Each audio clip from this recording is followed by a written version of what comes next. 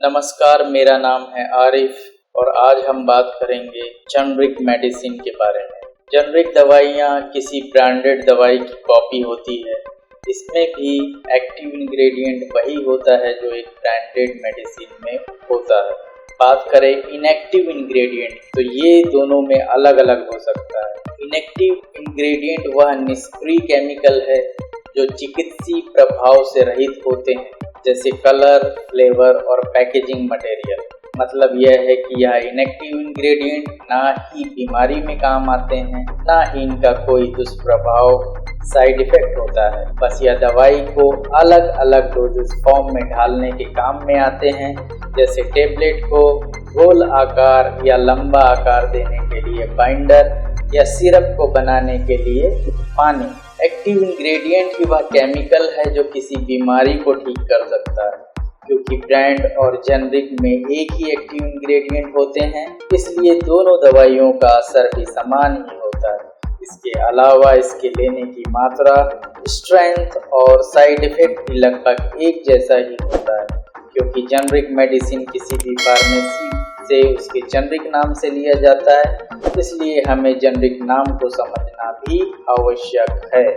किसी भी दवाई के मुख्यतः 3 तरह के नाम होते हैं: केमिकल नाम, सेकंड नॉन प्रोप्राइटरी या जिसे जेनरिक नाम भी कहा जाता है, और तीसरा होता है प्रोप्राइटरी नाम या जिसे ब्रांड नाम भी कहा जाता है।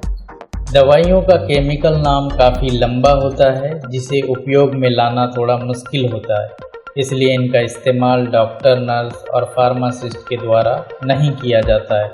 जैसे N-एसिटाइल पैरा अमीनोफिनॉल पैरासीटामोल का केमिकल नाम है।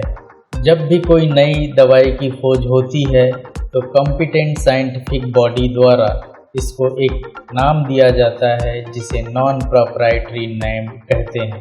साथ ही यह एक तरह का एग्रीमेंट है कि सभी देशों के समूह इस दवाई के लिए इसी नाम का उपयोग करेंगे। इसी नॉन प्रोप्राइटरी नाम को सामान्य बोलचाल की भाषा में जेनरिक नाम कहा जाता है। जेनरिक दवाइयाँ इसी जेनरिक नाम से मार्केट में उपलब्ध होती हैं, जबकि ब्रांड नेम उस दवाई की खोजकर्ता कंपनी द्वारा दिया गया नाम है, जो काफ़ी आकर्षक नाम और जल्द याद हो जाने वाला होता है। ब्रांडेड दवाई इसी नाम से बाजार में उपलब्ध होती है। खोजकर्ता कंपनी द्वारा मार्केटिंग में इसी नाम का उपयोग कर प्रचार किया जाता है। खोजकर्ता कंपनी को 20 साल के लिए पेटेंट कर एक अधिकार दिया जाता है। इन 20 सालों के बाद ही इसका जेनरिक बनाने की परमिशन मिलती है।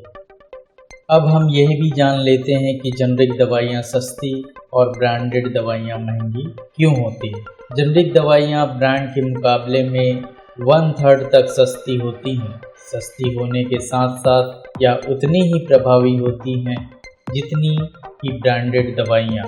तब हमारे मन में आता है कि ये सस्ती क्यों होती हैं। इसके लिए ये जानना ज़रूरी है कि पहली बार दवाइयाँ बनती कैसे है। पहली बार दवाइयों को बनाना एक जटिल और जोखिम भरा काम है। जब भी कोई नई बीमारी उत्पन्न होती है, विभिन्न वैज्ञानिक संस्थान, फार्मा कंपनी या हॉस्पिटल जहां अनुसंधान होता है, इसकी कारगर दवाइयों की खोज में लग जाते हैं। इन दवाइयों का मॉलिक्यूलर लेवल पर गहन अध्ययन किया जाता है। इसकी फिजिकल, केमिकल और चिकित्सीय गुणों को समझा जाता है, जिसमें काफ़ी पैसों और समय लग जाता है। इसके बाद लंबी चलने वाली क्लिनिकल ट्रायल की प्रक्रिया जो 4 चरणों में पूरी होती है। इसके तीसरे चरण में मानव पर इसके प्रभावों एवं दुष्प्रभावों को देखा जाता है। क्लिनिकल ट्रायल की समाप्ति के बाद इसे बाजार में बेचने के लिए FDA या रेगुलेटरी बॉडी से अप्रूवल लेना होता है। इसके लिए NDA मतलब न्यू ड्रग अप्रूवल एप्लीकेशन प्रस्तुत करना पड़ता है। FDA इसकी समीक्षा करता है, इसमें दवाइयों की उत्पन्न होने की सारी कहानी होती है। तब कहीं जाकर यह उपयोग के लिए उपलब्ध होती है। अब दवा बनाने वाली कंपनी इसे अपना नाम देकर इसका पंजीयन करवाती है, जो इसका ब्रांड नेम होता है। फिर इसके प्रचार की बारी आती है। दूसरी तरफ जेनरिक दवाओं को बनाने के लिए किसी भी तरह की कोई स्टडी नहीं करनी पड़ती। सिवाय बायो इक्विवेलेंट स्टडी के। मॉलिक्यूलर लेवल पर इसकी स्टडी हो चुकी होती है, जिसकी जानकारी भी सार्वजनिक हो जाती है, जिसका उपयोग किया जा सकता है। जेनरिक दवाइयों में क्लिनिकल ट्रायल करने की आवश्यकता ही नहीं होती। जेनरिक दवाई में ब्रांडेड की तरह एक्टिव इंग्रेडिएंट तो होता है, पर इनएक्टिव इंग्रेडिएंट अलग अलग हो सकते हैं, क्योंकि इनमें चिकित्सीय प्रभाव नहीं होता।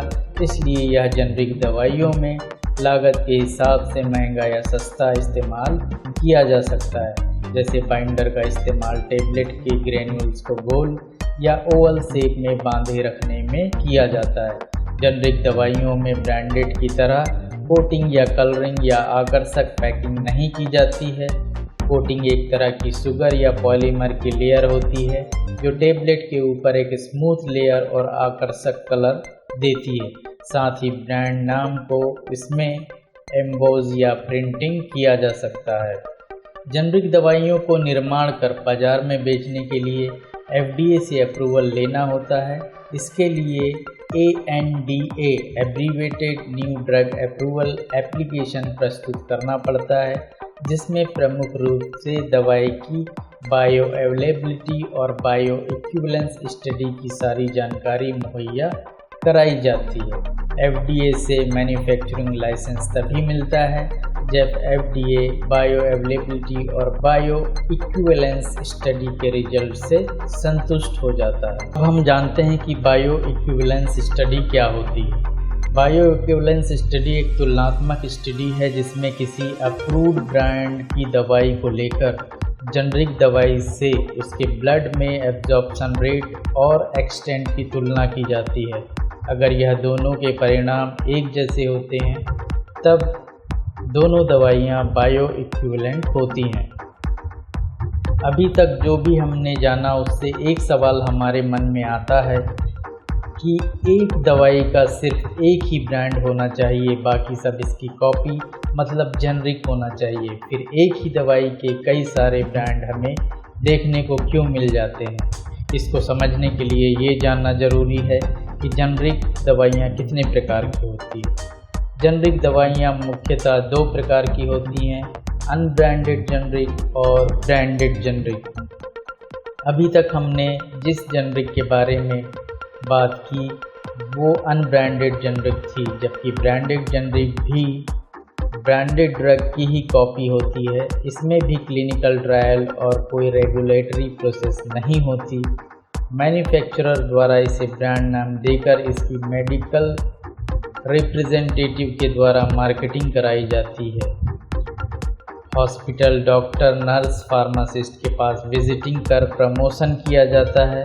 यह ब्रांडेड से काफ़ी कम कीमत पे मिलती है और यह अलग अलग स्थानों पे अलग अलग रेट में भी मिल जाया करती है। क्या जेनरिक मेडिसिन का असर कम होता है? नहीं, इनका असर कम नहीं होता है। जैसा कि आपको बताया गया कि इसका निर्माण करने के लिए पहले FDA से अप्रूवल लेना पड़ता है। FDA द्वारा बायो इक्विवेलेंट स्टडी के डाटा को रिव्यू करने के बाद ही मैन्युफैक्चरिंग और मार्केटिंग का लाइसेंस दिया जाता है और WHO GMP गाइडलाइंस का पालन कराया जाता है और समय समय पर इसके एफिकेसी, सेफ्टी, स्ट्रेंथ और क्वालिटी को मॉनिटर किया जाता है। प्रत्येक बैच की लैब टेस्टिंग कराई जाती है और क्वालिटी एश्योर्ड किया जाता है। इसके बाद ही मार्केट में भेजा जाता है। अगर दवाई की गुणवत्ता में किसी तरह की आगे दिक्कत आती है तो FDA द्वारा इस पे उचित कार्रवाई की जाती है।